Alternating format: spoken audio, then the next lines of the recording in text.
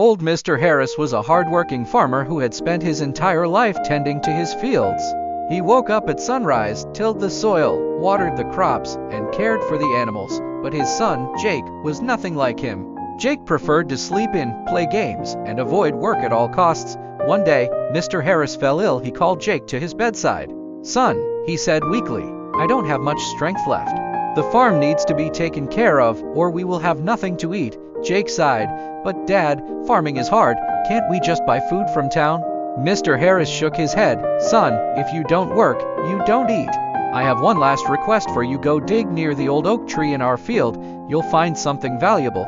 Jake's eyes lit up. "Something valuable?" he asked. His father only smiled and nodded before closing his eyes to rest. The next morning, Jake grabbed a shovel and walked to the old oak tree. He started digging, excited at the thought of finding hidden treasure. He dug and dug, sweat dripping from his forehead, but found nothing. Frustrated, he moved a few feet away and started digging again. Still, there was nothing. He spent the entire day digging hole after hole. By the evening, he was exhausted. "Maybe Dad tricked me," Jake muttered. The next morning, Mr. Harris, feeling a little better, walked out to the field. To his surprise, he saw the land completely dug up, the soil turned and fresh. He smiled and called Jake over. "Son, you've done it." Jake frowned. "Done what?" "There was no treasure, Dad." Mr. Harris chuckled. "Oh, but there is. Look at this soil. It's ready for planting. You've done all the hard work without realizing it. Now we can grow our best crops yet." Jake was shocked. He hadn't planned on working, but somehow he had.